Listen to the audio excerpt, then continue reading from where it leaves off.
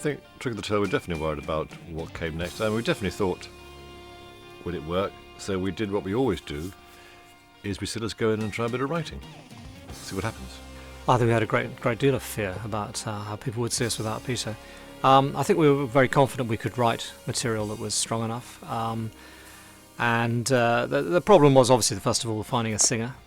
And then even if we found a singer, how people would respond to that new singer. Although I loved Pete and still do, my feeling of, well, we'll just carry on as a four-piece.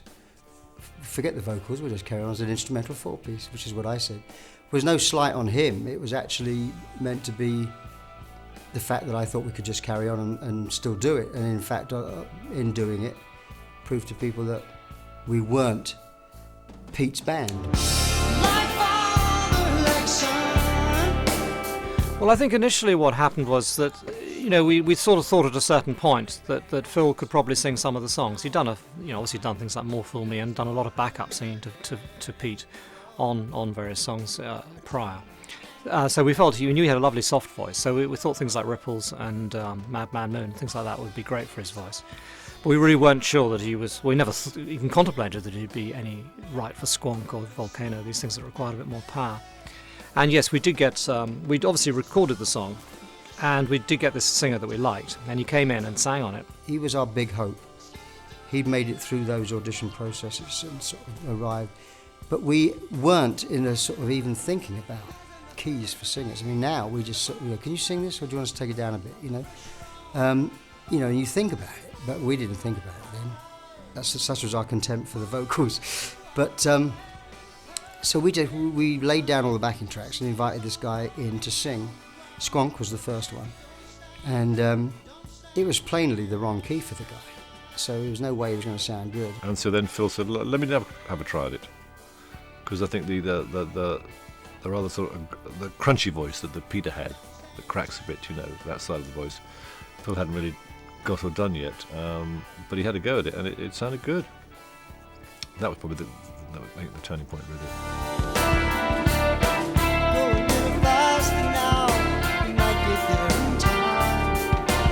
I think after years of doing, The Artful Dodger and being trained as a child actor and all that kind of stuff, I think that he had the idea in his younger days that being a drummer was a much more respectable gig. And he probably wouldn't have come forward as the lead singer if Peter hadn't left. But then, in the old days, Pete and Phil used to twin vocals a lot of the time, and it used to sound like a kind of automatic double track, because they had a similar kind of edge to their voices. I mean, different singers, of course, both very soulful in different ways. But I don't know, I'm just very glad it happened, frankly. They got no horns and they got no tail. They don't know of our existence. And then we went through the songs one by one, knocking them off, really. And we finished the album, I don't know how long it took, a couple of weeks probably, finished the album, and said, right, that's it. Now let's find a singer to go and take it on the road, So we went again through a very half-hearted audition process. And really we didn't do it seriously. We just thought we'd find a singer, and then we realised once we started looking that we were just doing the same thing we'd just done.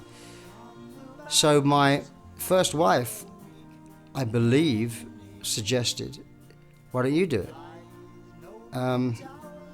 And I kind of, the whole idea of coming out from behind the drum kit appalled me, really. But as I'd done the album, there didn't seem to be much alternative, so I suggested it to the guys. They weren't sure that if I could do it from a physical point of view, I think. They knew I could sing, but they didn't think I could maybe just do what singers do.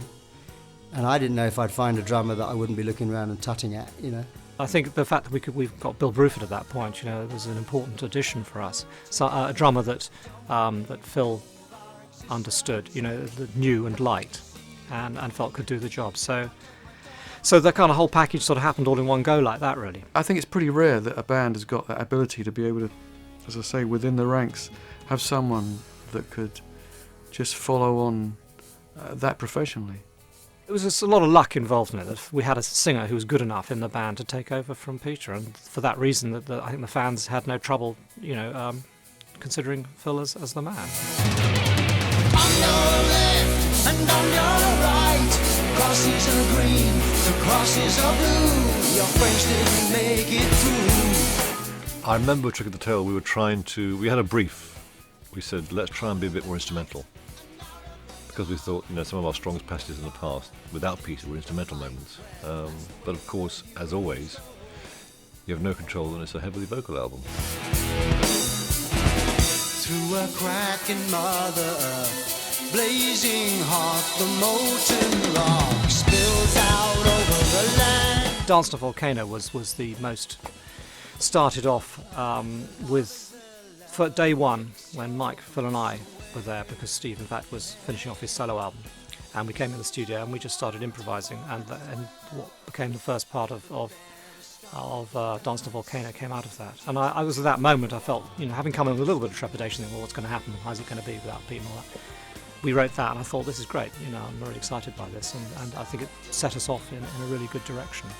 It kind of embodied all that Genesis did well, which was quite majestic, powerful stuff, interesting rhythms, good melodies.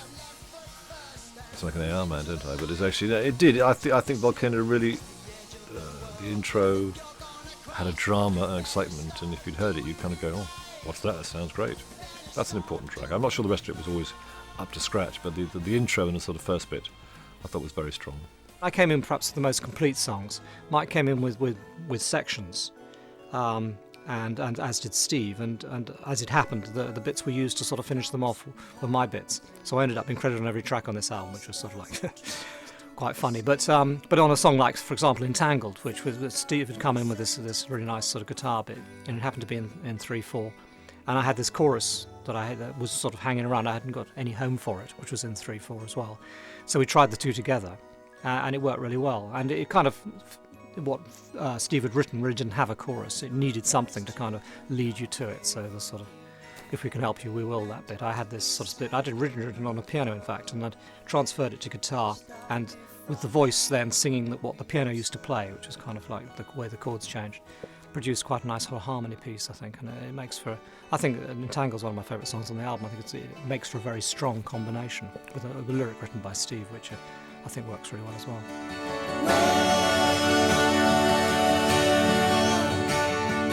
If we can help you, we will. What I used to do was probably throw in a few riffs and licks rather than whole songs. Although there was Entangled and there was Los Endos, and the outro of, what was it, Dance on a Volcano, those sort of things, I'd sort of kick in with those ideas. But I'd just come off the back of having done a solo thing, so I was fairly dry of ideas, and I was having to think on my feet, and it wasn't really until the following album, Wind and Wuthering, that I'd amassed a lot of stuff to throw at everybody. A fair amount of the album was from scratch. Like Volcano was just a jam that started. Skunk just sort of came on the day, I think, I can't remember. And Los Endos was a sort of jam thing that was developed. So it was quite sort of live and jammy at that stage. Squonk was a musical standout. I mean, I've always liked that. The idea of that. I mean, that was always our Zeppelin kind of song. That was our kind of a bit of Kashmir, a bit of When the Levee Breaks. I mean, when you listen to it, it doesn't sound like that, but that's what it was meant to be.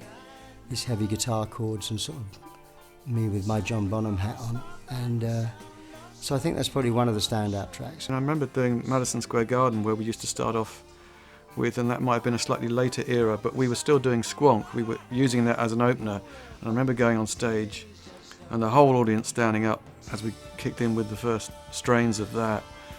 And it was... that was a really powerful live number.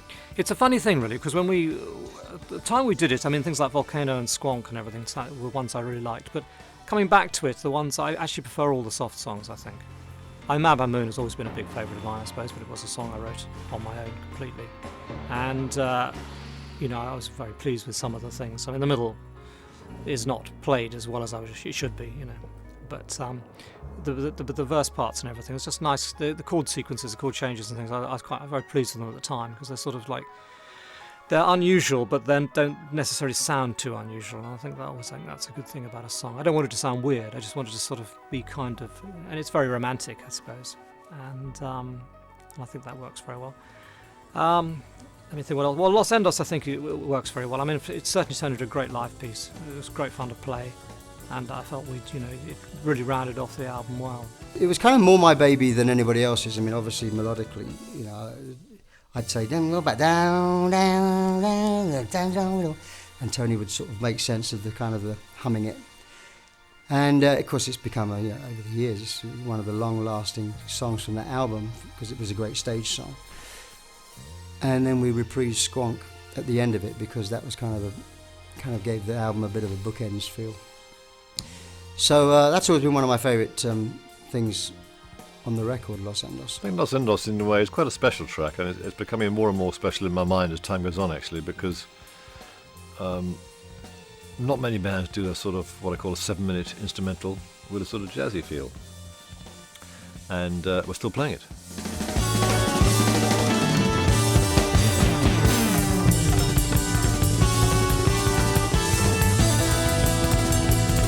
Album covers can give a very strong identity to an album, I think, and Trick or Tale is one where that's the case, really. And you get this idea of a sort of storybook sort of feel out of it, and the songs are quite distinct and a lot of the songs do have a kind of story to them, and I think that makes it very strong. I would say that the cover for Trick or Tale was out of character, actually, with Hypnosis, given what they normally do and what we know them for. The Floyd covers and some Zeppelin and 10cc and our other ones. They didn't kind of do this rather slightly romantic-y, softer drawing style. Slightly sort of Dickensian kind of look, I think, which worked just so nicely on the brown on the sort of on that kind of parchment-like paper.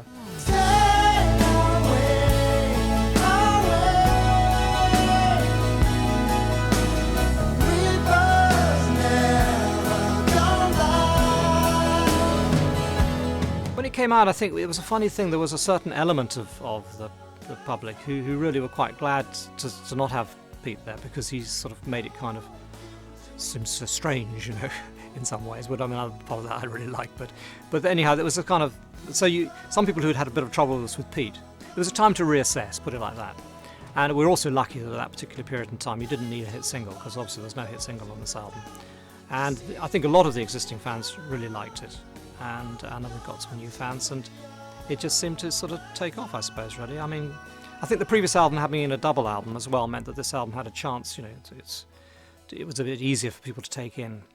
And as you say, it starts very strong with Volcano. I think people put it on and think, yeah, that sounds fantastic. And with songs like sort of, obviously, like Entangled and Ripples, which have got very strong choruses, I think it works on a lot of levels. And then it did very well.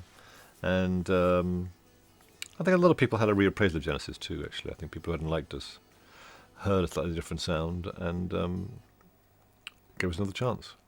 It felt great because the band was on the grow. We managed to survive the loss of our erstwhile lead singer, and Phil was doing a great job taking over. I mean, doing it in another kind of way. I mean, in a much less dressy, more kind of earthy kind of way. Yeah, audiences really were behind us, but behind me succeeding in this new role, because they still had their band, I mean, if I hadn't made it happen, or if it hadn't have worked, or if they hadn't embraced the album and then the live version of it, we wouldn't be here talking now. So I think the people didn't want the band to split up, and I think they, this was their thing. They wanted to try, annual visits to Toronto, annual visits to Montreal, Chicago, Sheffield. People like to see the band, and so I think they kind of they were willing it to happen, willing it to work.